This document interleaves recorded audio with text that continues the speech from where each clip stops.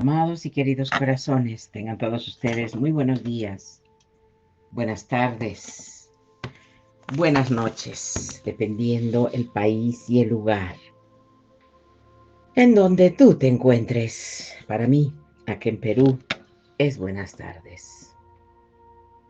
Mis amores preciosos, yo no te quiero preguntar cómo estás, porque yo sé que tú estás muy bien. Yo sé que tú ya has despertado, tú ya sabes la verdad, y tú sabes verdaderamente lo que tienes que hacer desde tu chispa divina, unificarla con tu conciencia de luz para lograr la monada. Si lo haces, todo lo puedes conseguir, pero si no, también es tu decisión, mi corazón. Porque hoy día quiero ocuparme en estas charlas de metafísica de lo que nuestro amado Maestro Jesús hizo por nosotros, porque incluso lo borraron. Es un evangelio apócrifo. Sí, lo borraron de la historia, y no nos hicieron la explicación, porque sabemos que Jesús no habla en parábolas, sino en códigos de luz. Este texto perdido que describe paso a paso cómo el alma humana puede despertar del sueño del mundo y recordar su origen divino. Durante siglos este libro fue prohibido, escondido en cuevas del desierto, perseguido por la iglesia y silenciado por el miedo. Pero hoy, estos fragmentos olvidados vuelven a la superficie, revelando que Jesús no vino solo a salvar. Él vino a enseñar cómo despertar la conciencia que duerme dentro de cada ser humano. Lo que estás a punto de escuchar, mi corazón, no es historia, es memoria, porque este libro perdido no solo habla del alma, te enseña a oírla, sentirla y hacerla despertar. Pues la historia de este manuscrito comienza, como tantas verdades ocultas, en la frontera entre la sombra y la luz. No aparece en vitrinas de museos ni en bibliotecas doradas del Vaticano.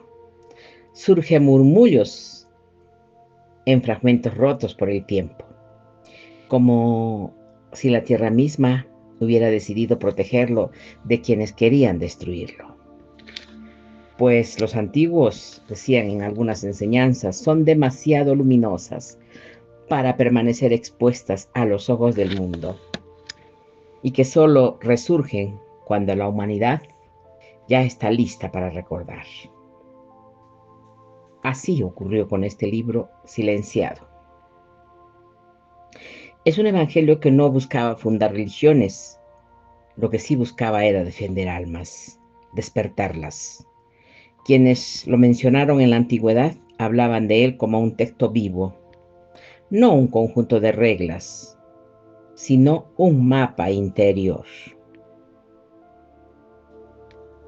No contenía historias para entretener ni mandamientos para obedecer, sino instrucciones precisas para volver a la fuente.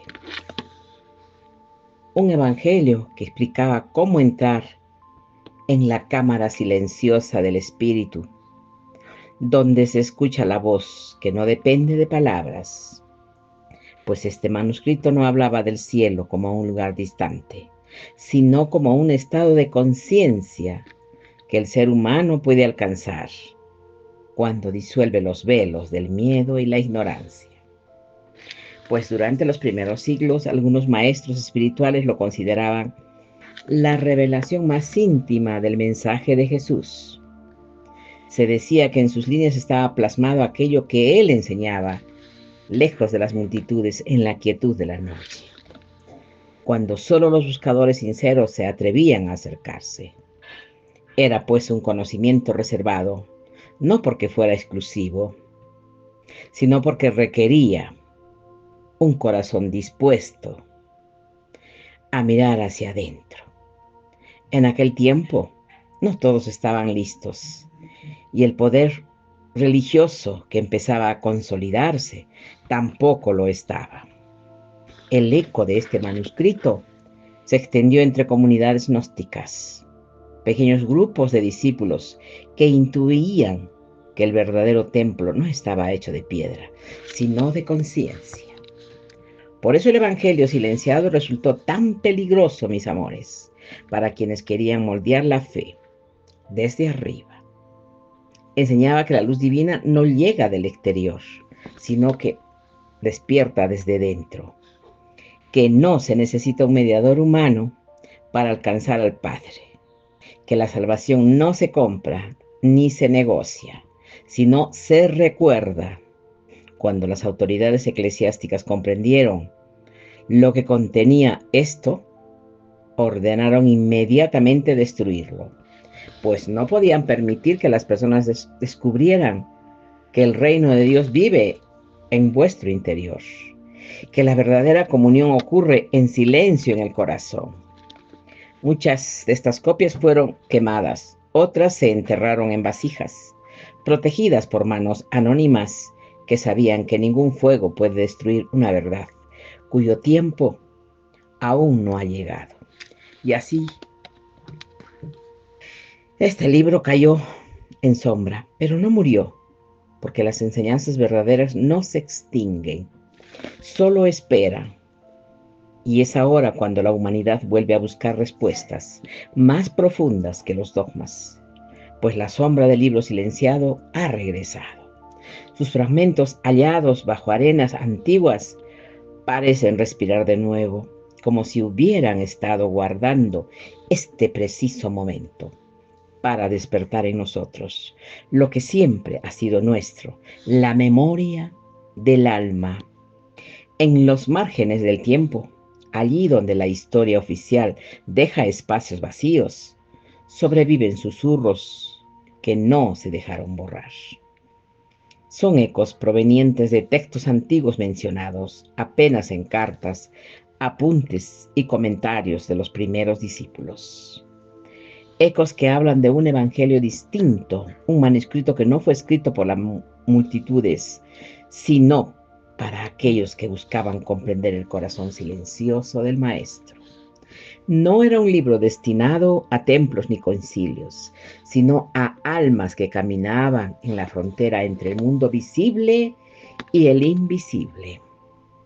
Cuando los estudiosos modernos revisan los escritos de los primeros cristianos, encuentran referencias veladas a un libro de revelaciones secretas, un texto que circulaba directamente entre comunidades de Egipto, Siria y Palestina.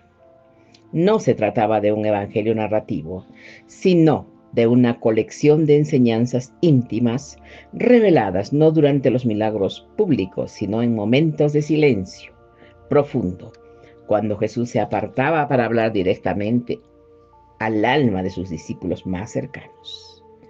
Quienes lo oyeron afirmaban que sus palabras no describían historias, sino estados de conciencia.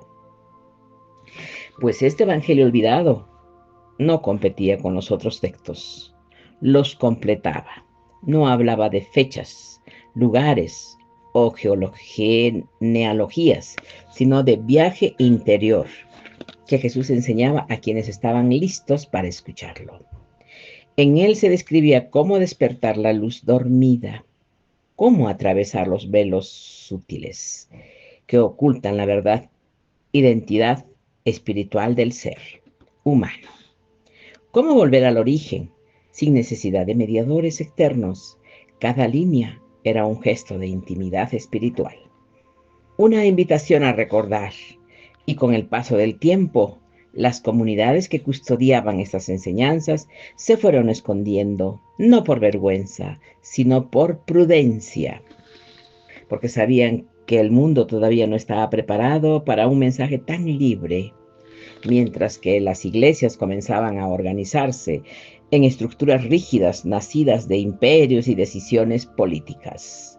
Los custodios del Evangelio interior seguían transmitiendo su contenido de forma silenciosa, de maestro a discípulo, de corazón a corazón.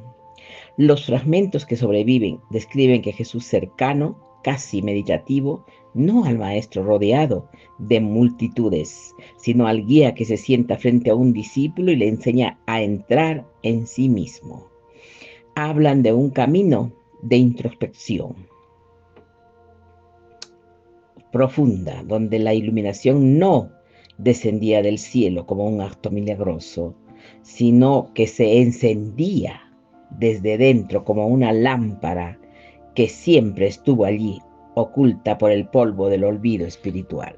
Que estas enseñanzas tenían una claridad tan pura que los discípulos las consideraban más que palabras, eran llaves. Lo fascinante es que aún el texto desapareció físicamente, su eco persistió. No puede borrarse una enseñanza destinada al alma. A veces aparecen frases aisladas de los padres de la iglesia. Otras veces en los evangelios apócrifos encontrados siglos después, como si pequeñas gotas de luz hubiera escapado de la censura. Algunas líneas reaparecen casi intactas en el Evangelio de Tomás, otras en el Evangelio de María, como si el espíritu del manuscrito perdido se hubiese diseminado entre varios textos para sobrevivir. Este eco silencioso cuestiona algo profundo. ¿Cómo puede ser un evangelio desaparecer por completo si su mensaje estaba hecho de espíritu y no de tinta? ¿Cómo se silencia una luz que no proviene de pergamino, sino del interior humano? Pues la respuesta es simple y a la vez inquietante. No se puede. Lo que se intentó suprimir con fuego resurge en la conciencia de quienes buscan lo que fue desplazado. Por dogmas, vuelve a los sueños en intuiciones, en la sensación de que Jesús guardaba un mensaje más profundo que el que llegó a nosotros. El eco del Evangelio olvidado no habla desde las páginas quemadas, habla desde la memoria del alma. Y cada vez que un buscador contempla la posibilidad de que la verdad sea más, basta que la historia oficial, ese eco vuelve a vibrar, llamando suavemente a recordar en los pasillos silenciosos de la historia. Hay enseñanzas que no desaparecieron por accidente, fueron retiradas con intención, recubiertas por un velo de miedo y poder. Este libro perdido, que solo sobreviven rumores y fragmentos, formaba parte de este conocimiento, que muchos han querido borrar, no porque fuera falso, sino porque decía una verdad demasiado luminosa para quienes vivían del control. Sus palabras no prometían paraísos futuros, ni castigos eternos. Enseñaban a despertar interior, capaz de liberar a cualquier humano, y la libertad espiritual en aquellos tiempos era considerada una amenaza. Las comunidades antiguas que llegaron a leerlo decían que el texto hablaba con una claridad que podía desarmar el miedo más profundo. Allí Jesús no era presentado como un intermediario entre el cielo y la humanidad, sino como un guía que mostraba dónde habita la divinidad dentro de cada persona. Pues en estas páginas, ahora rotas, enterradas o perdidas, se revelaba un camino para despertar la conciencia, un proceso que no dependía de templos ni autoridades, sino de la voluntad de mirar hacia adentro, para quienes querían construir una religión basada en jerarquías. Porque esta enseñanza era peligrosa, los concilios y las autoridades crecientes sabían que un hombre o una mujer que encuentre la luz en su interior ya no se arrodilla por miedo, y así lo que debía ser una clave de liberación se convirtió en un secreto prohibido. Las palabras del libro fueron perseguidas como si fueran un fuego capaz de quemar estructuras. No querían que la gente descubriera que no necesitaba permiso para conectarse con Dios. No querían que el ser humano recordara que su alma es un fragmento de la misma luz que Jesús enseñaba a despertar. Pues los relatos que sobrevivieron describen reuniones clandestinas donde discípulos antiguos compartían pedazos de este evangelio perdido como quien protege un tesoro sagrado. Lo leían a susurros bajo la luz tenue de las lámparas de aceite por miedo a ser descubiertos. No eran rebeldes contra la fe, eran guardianes de esta verdad, de una verdad profunda. Sabían que aquella enseñanza no buscaba destruir la religión, sino devolverle su sentido original, la unión del alma con lo divino, sin intermediarios. La iglesia institucional naciente observaba este movimiento con mucha inquietud. Un libro que enseñaba a despertar por dentro no podía ser fácilmente controlado. No ofrecía normas para obedecer ni leyes para imponer. No construía muros, los derribaba y así lentamente la persecución comenzó. Muchos de estos textos fueron declarados peligrosos, sus lectores acusados de herejía, sus maestros silenciados, no porque sus palabras fueran oscuras, sino porque iluminaban demasiado. Las copias del Evangelio perdido empezaron a desaparecer. Algunas fueron destruidas públicamente como advertencia, otras se escondieron en cuevas, envueltas en telas de lino, lejos de la mirada del poder. Y quienes lo ocultaron probablemente sabían que no sobrevivirían para ver renacer este conocimiento.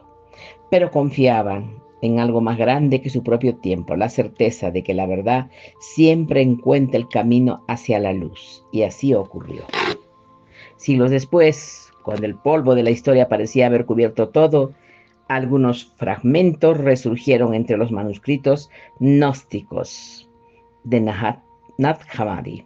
No completos, no intactos, pero estaban vivos, como si hubieran esperado pacientemente el momento adecuado para volver a hablar. Cuando los arqueólogos lo encontraron, muchos no comprendieron su importancia. Pero quienes tenían oídos para oír y ojos para ver, sintieron algo más profundo, ese eco antiguo, ese susurro guardado en el desierto, que seguía respirando. Las palabras selladas por el miedo no desaparecieron. Se transformaron en memoria y ahora, como un fuego que vuelve a encenderse después de siglos de oscuridad, comienzan a despertar nuevamente a quienes estén listos para escucharlas. Porque ninguna verdad nacida del Espíritu puede ser borrada por manos humanas. Solo puede esperar hasta que el alma esté preparada. Hay verdades que no fueron rechazadas, no por falta de evidencia, sino por exceso de claridad. El secreto que contenía este libro perdido, el que Jesús había revelado a sus discípulos más íntimos, no era oscuro ni misterioso, era simple, era directo, era liberador y precisamente por eso no fue aceptado, porque enseñaba que la salvación no venía del templo, ni de un sacerdote, ni de un ritual, sino de tu despertar interior del ser humano. Enseñaba que Dios no es un juez distante, sino una presencia viva que está dentro de tu alma, y que el verdadero camino no está afuera, sino en el silencio más profundo de tu corazón. Pues para la estructura religiosa que comenzaba a formarse en los siglos posteriores, esta idea resultaba insoportable. Era un mensaje que devolvía al ser humano su propia soberanía espiritual. Era una amenaza a cualquier sistema basado en la obediencia. Si cada persona podía encontrar a Dios en sí misma, ¿en qué lugar quedaba para quienes querían erigirse como intermediarios indispensables si el reino estaba en el interior? ¿Qué utilidad tenían los muros, los altares, los títulos, las jerarquías, las comunidades que preservaron este evangelio? Advertían que Jesús vino para establecer una institución, sino para despertar una conciencia, y eso lo cambia todo. El secreto que no aceptaron decía que cada alma es un templo vivo, que cada respiración es una oración, que cada instante de presencia es una puerta al espíritu. Era un mensaje que invitaba a la libertad interior, no al temor, a la lucidez, no a la dependencia, a la unión, no a lo divino, no a la sumisión a poderes terrenales. Este secreto afirmaba algo que todavía conmueve a quienes lo escuchan, que al ser humano no debe esperar su salvación, sino recordarla que la divinidad no está en un plano lejano, sino en la raíz, en su propio ser, en la chispa de luz que Jesús revelaba que le pertenecía a él como algo exclusivo, sino que era el reflejo de que todos somos esencia divina. Esta idea tan antigua como el espíritu mismo era demasiado grande para encajar en las estructuras que surgían. Los líderes religiosos de la época entendieron muy pronto el peligro. Un pueblo que descubre su propia divinidad deja de dejarse gobernar por el miedo. Un alma que despierta deja de obedecer por obligación y empieza a actuar desde la verdad interior. Y ese tipo de verdad no podía ser controlado. Por eso el secreto no fue solo rechazarlo, fue combatido, fue silenciado, fue ridiculizado, no porque fuera falso, sino porque era demasiado poder al individuo. Sin embargo, quienes lo atesoraron jamás lo confundieron con una doctrina alternativa. Para ellos el secreto era un recordatorio. Lo divino no se mendiga, se reconoce. No se busca en el exterior, se revela desde dentro. En el Evangelio perdido que describía un proceso de despertar que no necesitaba intermediarios ni ceremonias, solo sinceridad, silencio y una profunda disposición a mirar hacia tu interior. Era un camino para todos, pero no todos estaban preparados para recorrerlo. Y aún así, la verdad nunca se extinguió. Aunque se intentó ocultarla bajo capas de dogmas, resurgió una y otra vez como una brasa que no deja de arder. Aparece en los textos gnósticos, en las tradiciones místicas, en las contemplaciones silenciosas de quienes escuchan más allá del ruido del mundo. Siempre regresa porque las verdades del alma no pueden ser borradas, solo pueden ser pospuestas. El secreto que no aceptaron está comenzando a ser aceptado. Ahora, en una época donde cada vez más personas sienten que hay algo dentro de sí que quiere despertar y quizás tú también lo sientes, esa intuición suave, esa vibración íntima que te recuerda que no estás buscando algo nuevo, estás recordando algo que siempre fue tuyo. En los textos más antiguos, aquellos que nunca llegaron a formar parte del canon oficial, hay un detalle que aparece una y otra vez. Jesús no enseñaba solo con palabras, enseñaba con luz, no con luz visible, sino con una vibración, un lenguaje que no se escucha con los oídos, sino con el alma, un modo de comunicación tan profundo que no podía ser transcrito en pergaminos sin perder su esencia. Por eso el Evangelio perdido no hablaba de doctrinas, sino de resonancias, de un idioma silencioso que despierta algo en el interior, como un recuerdo olvidado que reconoce el origen del ser, nombrado. Los antiguos maestros gnósticos decían que cada enseñanza que Jesús tenía dos niveles, literal, destinando a la multitud el luminoso, destinado a quienes podían ver más allá de la forma. Este lenguaje de luz no se transmitía con frases, sino con presencia, con gestos, con pausas, con silencios llenos de significado. Se decía que cuando el maestro hablaba a los discípulos más preparados, algo en el ambiente cambiaba. El aire se volvía más quieto, el tiempo parecía detenerse. Cada palabra era solo un símbolo, una puerta que señalaba hacia lo indescriptible. En el Evangelio perdido se describía este fenómeno como corriente interior, una vibración que se activaba cuando el discípulo entraba en ese silencio profundo. Según estos fragmentos, Jesús enseñaba que la verdad no se aprende, se reconoce y que para reconocerla es necesario escuchar de otra manera. No con la mente que analiza, compara y juzga, sino con la conciencia que percibe directamente la luz detrás de las formas, un lenguaje espiritual que no utiliza sonido, sino claridad, no utiliza letras, sino despertar. Este código luminoso era el verdadero núcleo de sus enseñanzas ocultas. No era misticismo vacío ni poesía simbólica. Era un método, una forma de recordar que el alma habla con la misma voz que el espíritu, que la conexión con lo divino no ocurre a través del pensamiento, sino de la vibración, de ese espacio interno donde no hay miedo, ni urgencia, ni separación. Las palabras en este contexto eran apenas sombras de una luz que no se puede contener en ningún texto. Por eso quienes recopilaron el Evangelio perdido decían que sus líneas eran simples claves para una experiencia mucho mayor. No describían la iluminación, la invitaban.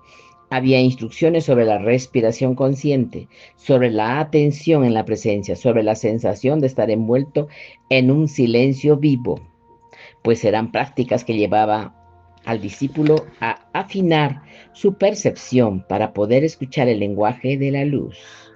La iglesia institucional nunca entendió este aspecto para ellos. La fe debía expresarse en credos, normas, mandamientos y formas claras. Pero el lenguaje luminoso no cabía en ninguna estructura, no podía regularse ni controlarse. Era la expresión directa de lo divino en el interior del ser humano y por eso fue rechazado. No porque fuera peligroso, sino porque era imposible de domesticar. Pues los pocos registros que sobrevivieron describen que Jesús vivía la realidad con su vibración.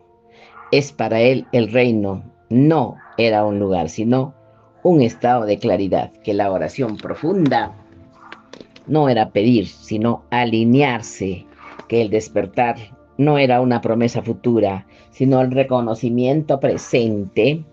Todo esto formaba parte del lenguaje de la luz, una comunicación silenciosa que transformaba más de 1000 sermones. Y quizás por eso cuando lees todos estos fragmentos gnósticos sientes alguna calma, una vibración, una intuición suave, como si algo en ti entendiera sin entender, como si una parte de tu alma reconociera una voz que no pertenece a este mundo, pero sí a tu origen. Ese es el lenguaje de la luz. No se explica, se despierta. Y cuando despierta lo cambia todo. Pues hay conocimientos que no se aprenden, sino que se recuerdan. Verdades que no llegan desde el exterior, sino que emergen silenciosos desde el ser humano. El Evangelio perdido hablaba precisamente de esto, de un despertar que no consiste en adquirir información nueva, sino en retirar los velos que cubren la memoria espiritual, mis corazones. Según sus fragmentos, Jesús enseñaba que cada alma trae consigo una sabiduría antigua, anterior a todas las experiencias, a los temores, a las historias que cargamos, una memoria que está ahí desde el principio esperando el momento en que volvamos a escucharla. Este manuscrito describía el despertar como un acto de reconocimiento. No era una iluminación súbita ni un acontecimiento extraordinario, sino un regreso suave, decía, que el alma humana antes de entrar en el mundo material vivía en un estado de claridad total, unida al origen divino, sin separación ni olvido. Pero al encarnar, al sumergirte en el tiempo y la forma, esta claridad quedó cubierta, no extinguida, no perdida,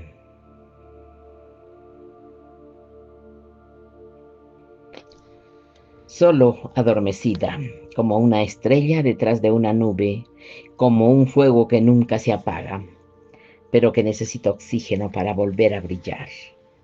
Todas las enseñanzas contenidas en este Evangelio perdido afirmaban que toda la búsqueda espiritual en realidad es una nostalgia, un anhelo inexplicable por algo que no recordamos con la mente, pero sí con el corazón.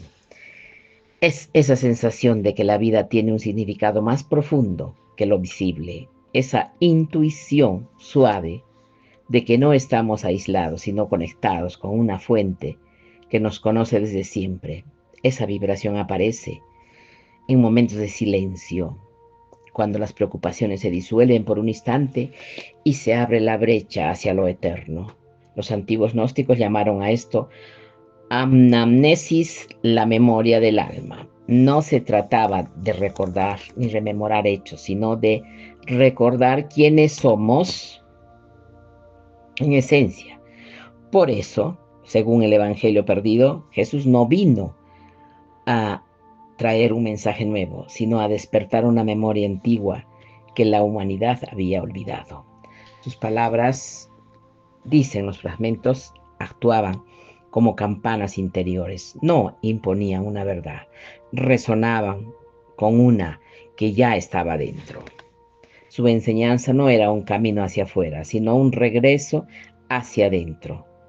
Los discípulos que comprendieron este nivel de la enseñanza no lo recibieron como información, sino como reconocimiento. Muchos describieron la experiencia como un despertar dulce, como si hubieran vivido dormidos sin saberlo, pues de pronto una claridad silenciosa les permitía entender que la divinidad no era algo que debían alcanzar, sino algo que nunca habían dejado de ser. Esta comprensión los liberaba del miedo, de la culpa y de la sensación de estar separados de Dios. En el recordatorio de la luz interior no necesita ser creada, solo necesita ser recordada, mis corazones. El Evangelio perdido explicaba que el olvido espiritual no es un castigo, sino una condición de la existencia humana. Entramos al mundo para explorar, para encarnar, para experimentar, y en ese viaje olvidamos nuestro origen. Pero el olvido es temporal, pues la memoria del alma siempre regresa cuando el ser humano ya está listo para recibirla. A veces ocurre en una oración silenciosa, a veces en un momento de amor profundo, a veces en una palabra escuchada en el instante, justo, y a veces, como ahora, al acercarse a textos que el tiempo quiso borrar, pero que la conciencia ha decidido restaurar. Las memorias de antes del olvido no vienen con ruido, llegan como un suspiro, como una certeza suave, como una sensación de hogar interior. Y cuando llegan nos recuerdan que no estamos perdidos, que no estamos rotos, que no somos seres deficientes esperando ser salvados, sino almas luminosas aprendiendo a recordar su propia naturaleza. Quizás por eso este evangelio, más que un libro, era un espejo que mostraba no que la persona creía ser, sino lo que siempre había sido, y tal vez por eso fue ocultado, porque un ser humano que recuerda su origen deja de vivir con miedo, y un alma que sabe quién es ya no puede ser controlada. En el corazón del evangelio perdido había una afirmación tan simple y al mismo tiempo tan inmensa que transformaba para siempre la visión del discípulo que lo comprendía. Decía que cada ser humano lleva dentro una chispa divina, una presencia silenciosa que actúa como guía interior, no una voz externa, no un mensajero distante, sino una inteligencia viva que acompaña al alma desde su origen. Esta chispa, según los fragmentos que sobrevivieron, era llamada el Cristo interior, no como un título religioso, sino como un estado de conciencia que reside en todos. Los maestros gnósticos que heredaron estas enseñanzas afirmaban que esta chispa es el reflejo del mismo espíritu que Jesús encarnó plenamente, no una copia disminuida, no una sombra imperfecta, sino la misma luz en distinta intensidad. Decía que Jesús no vino para monopolizar la divinidad, sino para revelar que la misma luz que brillaba en él también brilla en todos nosotros, esperando ser reconocida. Pues el Evangelio perdido no presentaba a Cristo como un ser separado, sino como un modelo vivo de lo que el alma humana puede llegar a despertar. Esta chispa interior era descrita como un guía silencioso que nunca abandona. Incluso cuando el ser humano se aleja de su esencia, está presente en cada respiración, en cada instante de lucidez, en cada intuición, perdón, que surge sin explicación racional. Este guía interior no impone, no exige, no castiga, solo acompaña. Su presencia es tan sutil que muchos pasan la vida entera sin percibirla. Pero quienes la escuchan sienten que algo se alinea, se aquieta y se ilumina, como si la vida adquiriera una dirección que no proviene del razonamiento, sino de una sabiduría más profunda. En los fragmentos del Evangelio, esta chispa es comparada con una lámpara oculta debajo de un recipiente. La luz está ahí, intacta, pero cubierta con capas de miedo, ruido, distracción y olvido. El trabajo espiritual, según el texto perdido, no consiste en encender la lámpara, sino en retirar lo que la cubre. Cuando el discípulo lo hace, incluso por un instante, siente una claridad interna que no necesita explicación, una certeza sutil pero firme, que lo guía sin palabras hacia el siguiente paso de su vida. Este Cristo interior no era un concepto filosófico, era una experiencia. Se decía que quienes lograban contactarlo entraban en un estado de paz profunda, como si el tiempo se detuviera y la conciencia se expandiera más allá de los límites del cuerpo. A veces ocurría durante la meditación, otras en momentos de silencio espontáneo y otras en el acto sencillo de respirar con presencia. Pero cuando ocurría, los discípulos entendían algo esencial, que Dios no está lejos, sino cerca, no arriba, sino adentro, no separado, sino entrelazado con su propio ser. El Evangelio perdido afirmaba que esta chispa es el verdadero maestro, que ninguna palabra externa puede igualar. Su sabiduría, que ningún libro, por sagrado que sea, puede sustituir su guía, que ninguna autoridad humana puede hablar con la claridad con lo que habla esta luz interna. Por eso, estas enseñanzas fueron consideradas muy peligrosas, porque empoderaban al individuo, recordándole que la fuente de la verdad no está en manos de la institución, sino en su propio espíritu.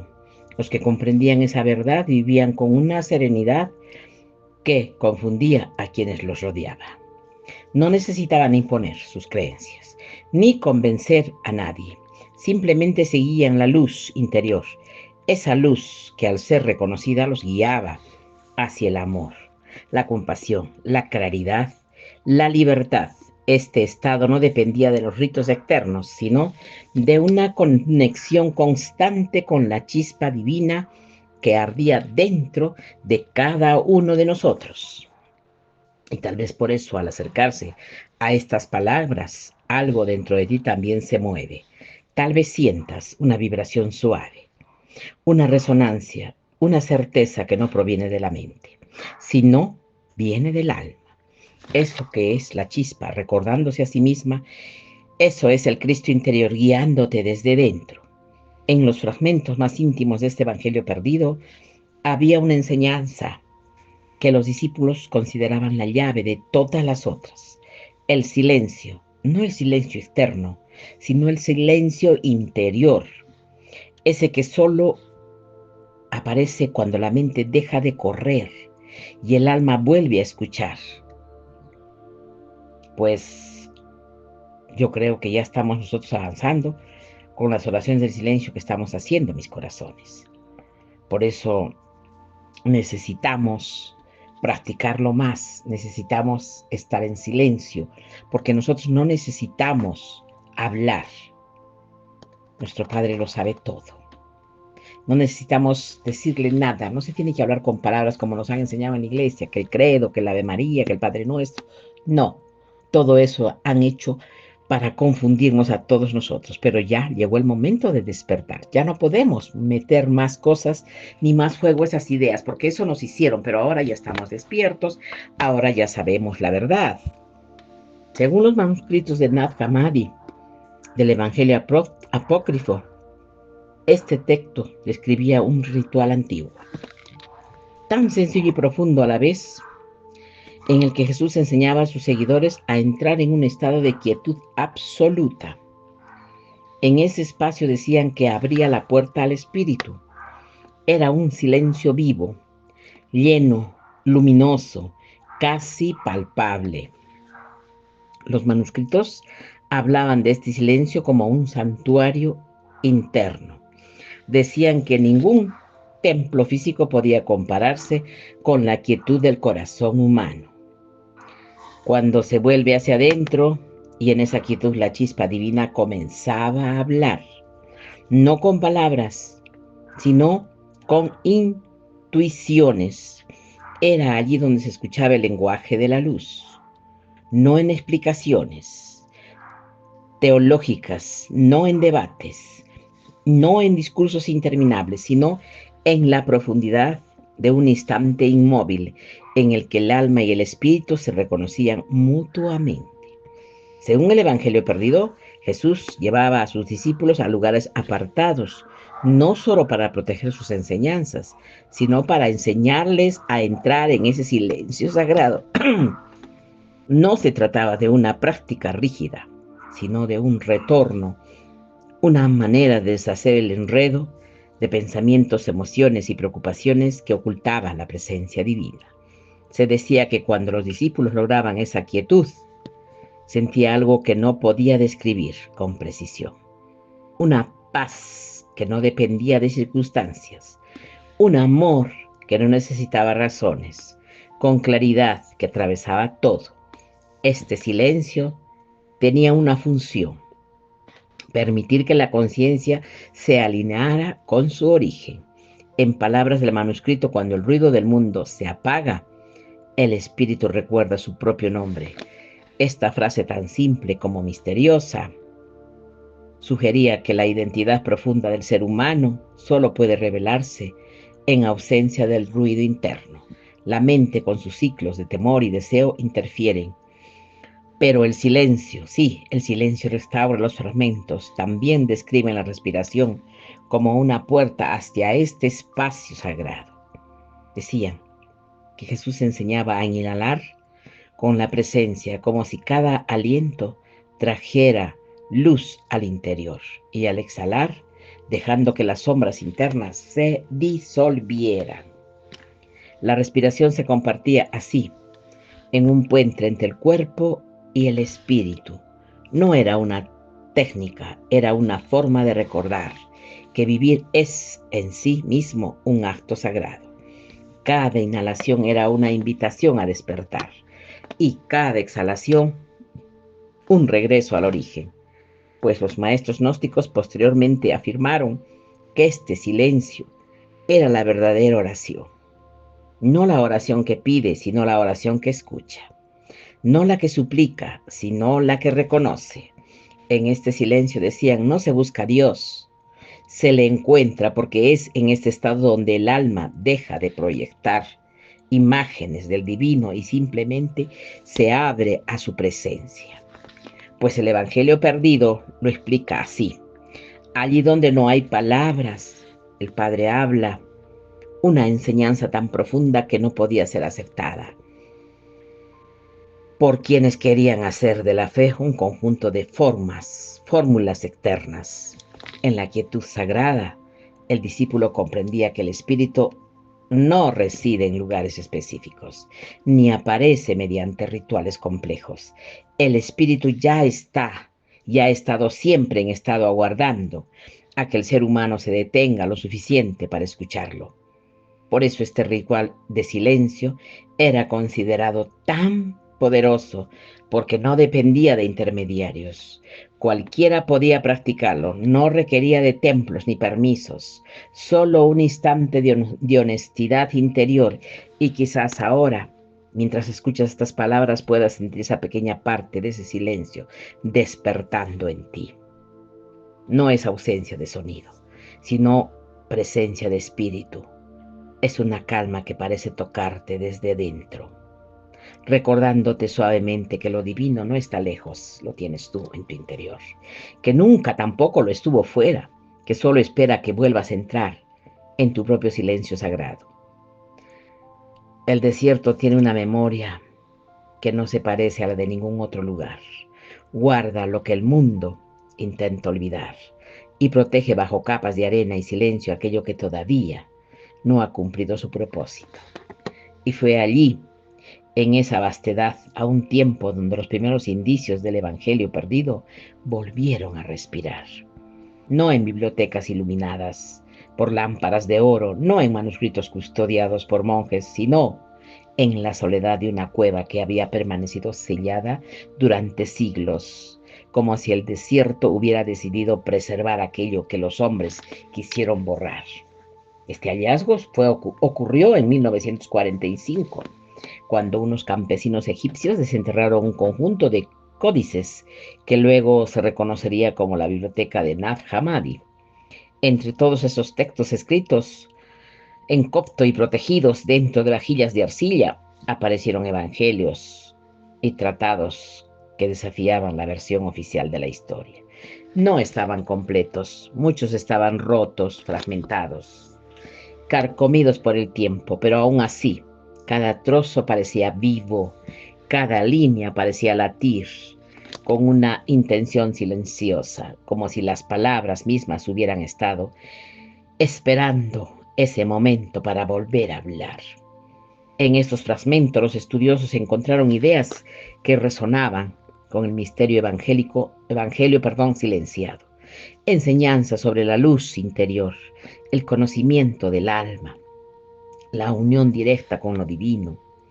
Era como si piezas dispersas del mismo mensaje hubieran quedado escondidas en distintos textos para asegurar su supervivencia, pues algunos fragmentos hablaban en un lenguaje casi idéntico al que describían los antiguos maestros. Otros contenían frases que encajaban perfectamente con recuerdos transmitidos oralmente por comunidades desaparecidas. Hacía siglos, la operación de estos códices no fue un accidente arqueológico, fue una resurrección, porque estas enseñanzas parecían desafiar la muerte, escapar del fuego, evadir la censura y regresar cuando la humanidad estuviera lista para escucharlas, sin miedo. Muchos de los textos encontrados habían sido declarados herejías por las autoridades eclesiásticas, pero allí estaban, intactos en su esencia, como lámparas encendidas bajo la arena.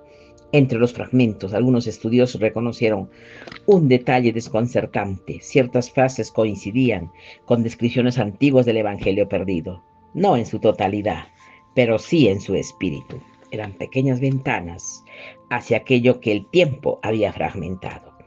Expresiones que hablaban de un Jesús que enseñaba en secreto, no para ocultar la verdad, sino para proteger la conciencia humana de quienes no estaban preparados.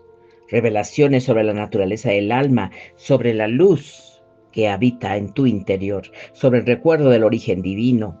Era como si el manuscrito que se creía desaparecido hubiera dejado huellas, semillas de luz esparcidas en distintos lugares para asegurar que nada se perdería. Muchos sintieron que este descubrimiento no era solo histórico, era más bien espiritual, como si el desierto hubiera envuelto un mensaje que llevaba demasiado tiempo esperando. Las palabras rotas parecían susurrar algo que no podía ser destruido. La verdad interior no se extingue, solo se esconde, hasta que quien busca abre los ojos. Y cada fragmento recuperado era un recordatorio silencioso de que la sabiduría no pertenece a las instituciones ni a los concilios, pertenece al alma que las reconoce. Y quizás los más misteriosos de todo esto es los fragmentos encontrados no estaban en un orden claro, parecían piezas de un rompecabezas espiritual disperso a propósito. Pues algunos investigadores creen que quienes escondieron los códices sabían lo que hacían, entendieron que no podían preservar el libro completo, pero sí podían proteger su esencia. Así dispersaron su espíritu entre distintos textos, como si sembraran un árbol cuyas raíces seguirían creciendo en secreto. Ahora, muchos siglos después, al reconstruir esos trozos, surge una sensación inquietante, pero muy hermosa. El Evangelio perdido nunca estuvo completamente perdido. Solo esperaba, sí, esperaba a que la humanidad dejara de tenerle a la luz interior y esperaba a que las personas comiencen a mirar hacia sí mismas en lugar de buscar templos ajenos. Esperaba este momento en el que tú también empiezas a recordar.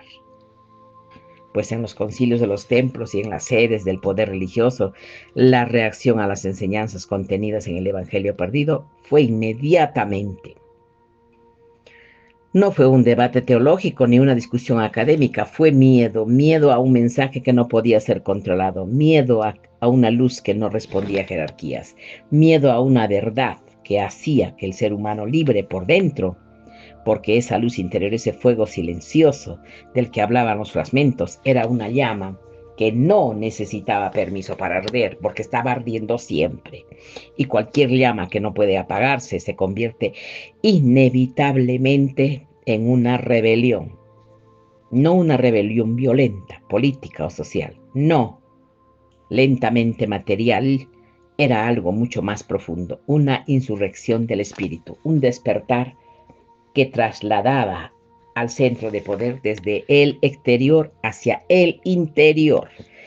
Pues este evangelio perdido enseñaba que cada ser humano es portador de la divinidad, que el reino no está en templos ni en líderes, sino en la conciencia despierta, y comprender todo esto cambiará todo, ¿verdad? Un alma consciente deja de vivir en miedo. Y sin miedo, ninguna estructura basada en el control puede sostenerse por mucho tiempo, pues las autoridades religiosas observaban con preocupación cómo estas enseñanzas se extendían entre pequeñas comunidades, pero no necesitaban altares ni sacerdotes, no buscaban imponer creencias, no buscaban adeptos, buscaban despertar, y este tipo de despertar no podía ser sometido. Una persona que descubre su propia luz deja de obedecer por obligación. Sus decisiones no nacen, mis amores, de la culpa, sino de la claridad. Su vida ya no gira en torno al miedo, al castigo, sino al reconocimiento de que todos somos del origen divino. Entonces la luz interior comenzó a verse como una amenaza, el peligro para los dogmas establecidos, una sombra para quienes querían construir imperios espirituales, donde el poder se medía por el número de fieles y obedientes a las enseñanzas del Evangelio perdido, que no tenían lugar a un sistema. Y así han ido pasando los años y los siglos, mis amores, y han seguido controlándonos. En mi propio hogar, yo tengo mis hijos que no creen nada de lo que yo hago, de lo que yo comparto. Por ejemplo, donde yo vivo, no hay una sola persona que me pueda creer lo que yo digo, porque todos se arrodillan ante la Virgencita, se arrodillan ante el Papa, se arrodillan ante las cosas que nos han obligado a creer. Por eso es momento, mis corazones preciosos, de despertar. Ya no tenemos tiempo para estas cosas. Todos ya estamos preparados. Todos ya hemos abierto los ojos. Entonces, mis amores preciosos, a laborar, a vivir como debemos de vivir. Ha sido un placer para mí estar con ustedes, mis amores. Besitos, los amo. Hasta prontito. Chao.